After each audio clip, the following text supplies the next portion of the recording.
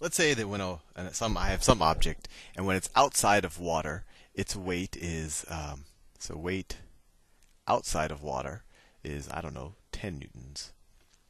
And let's say when I submerge it in water, I put it on a weighing machine in water, its weight, so let's call it weight in water, is, I don't know, it's 2 newtons. So what must be going on here? Well, the water must be exerting some type of upward force to counteract at least 8 newtons of the person's original, not the person, the object's original weight. This would be a very small person. Most people's weights in newtons are in the hundreds. But anyway, and that difference is the buoyant force, right? So a way to think about it is once you put the object in the water, so let's say it could be a cube. It doesn't have to be a cube, it could be anything. And it's in the water. So let me draw the water. This is the water up here. We know that we have there's a downward weight, right? That is 10 newtons. But we know that once it's in the water, the net weight is 2 newtons. So there must be some force acting upwards on the object of 8 newtons, right? And that's the buoyant force that we learned about in the previous video, and the video about Archimedes' principle. This is the buoyant force. So the buoyant force is equal to 10 minus 2 is equal to 8, right? That's how much the water's pushing up. And what is that also equal to? That equals the volume, the weight of the water displaced. So 8 newtons is equal to weight of water displaced. And what is the weight of the water displaced? That's the volume of the water displaced times the density of water times gravity, right? And so what is the volume of water displaced? Well, it's just the volume of water divide 8 newtons by the density of water is 1,000 kilograms per meter cubed. Right, this is 8 newtons. So a newton is what? Kilogram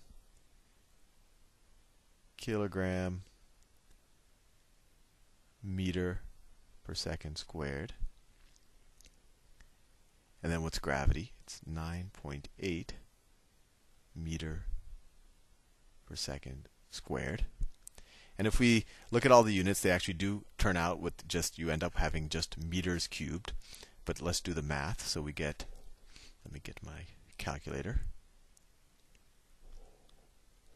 So I have 8 divided by 1,000 divided by 9.8 is equal to 8.2 times 10 to the negative 4 equals 8.2 times 10 to the minus 4 meters, cubic meters. So just knowing the difference in the weight of an object, I can figure out the difference when I put it in water. I can figure out the volume. And so this could be a fun game to do next time your friends come over, is weigh yourself outside of water, then get some type of spring or waterproof weighing machine, put it at the bottom of your pool, stand on it, and figure out what your weight is, assuming that you're dense enough to go all the way into the water. But you could figure out somehow your weight in water, and then you would know your volume. And there's other ways. You could just figure out how much the surface of the water increases and take that water away. But anyway, this was interesting. Just knowing how much the buoyant force of the water was, or how much lighter we are when the object goes into the water, we can figure out the volume of the object. And this might seem like a very small volume, but just keep in mind, in a meter cubed, you have, let's see, you have 27 square feet, right? You have 27 square feet. So if we multiply that number times 27, it equals 0.02 square feet, roughly. And 0.02 square feet, how many, in a square foot, there's actually, let's see, 12 to the third power times 12 times 12 is equal to 1728 times 0.02. So this is actually 34 square inches. So the object isn't as small as you may have thought it to be. It's actually, it's like maybe a little bit bigger than 3 inches by 3 inches by 3 inches. So it's a reasonably sized object. Anyway, let's do another problem. Let's say I have some balsa wood, and I know that the density of balsa wood is 130 kilograms per meter cubed. That's the density of balsa wood. And I have some, big cube of balsa wood. And what I want to know is if I put that, so let me draw the water. That's the water. And I have some big cube of balsa wood, which I'll do in brown. So I have that big cube of balsa wood, and the water should go on top of it, just so you see that it's submerged in the water. All right. I want to know what percentage of the cube goes below the surface of the water. Interesting question. So how do we do that? Well, for the object to be at rest, for this big cube to be at rest, there must be 0 net forces on this object, right? So in that situation, the buoyant force must completely equal the weight, or the force of gravity. Well, what's the force of gravity going to be? Well, the force of gravity is just the weight of the object, and that's the volume of, let's just say, the wood, volume of the balsa wood, times the density of the balsa wood, times the density of balsa wood, times gravity.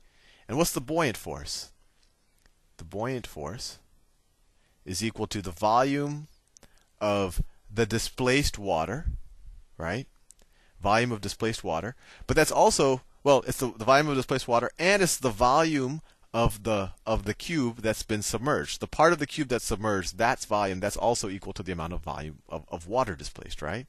So we could say that's the volume of the block submerged, which is the same thing, remember, as the volume of the water displaced, times the density of water, times gravity. Remember, this is density of water. So remember, the buoyant force is just equal to the weight of the water displaced, and that's just the volume of the water displaced times the density of water times gravity. And of course, the volume of the water displaced is the exact same thing as the volume of the block that's actually submerged. And since the block is stationary, it's not accelerating upwards or downwards, we know that these two quantities must equal each other. So V, volume of the wood, the entire volume, not just the amount that's submerged, times the density of the wood times gravity must equal the volume of the wood submerged, which is equal to the volume of the water displaced, times the density of water times gravity. Well, we have the acceleration of gravity. We have that on both sides, so we can cross it out. Let me switch colors to ease the monotony. And then let's see what happens if we divide both sides by the volume of the balsa wood. You get, let's put this over here. So you get, well, let's divide both. Well, I'm just rearranging this equation. I think you'll figure it out. We can divide both sides by that. You get the volume submerged divided by the volume of the balsa wood, right? I just divided both sides by VB and switch sides is equal to, and then is equal to the density of the balsa wood divided by the density of water. That makes sense? I just did a couple of quick algebraic operations, but hopefully that, get rid of the G, and that should make sense to you. And now we're ready to solve our problem. Because my original question is what percentage of the object is submerged? And so that's exactly this number, right? If we say this is the volume submerged over the total volume, this is the percent submerged.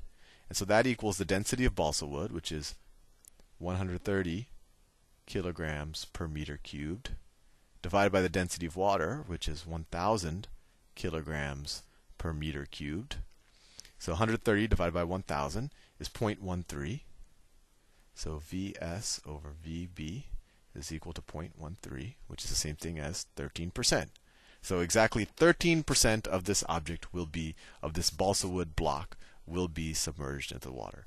That's pretty neat to me. And it actually didn't have to be a block. It could have been shaped like a horse. I'll see you in the next video.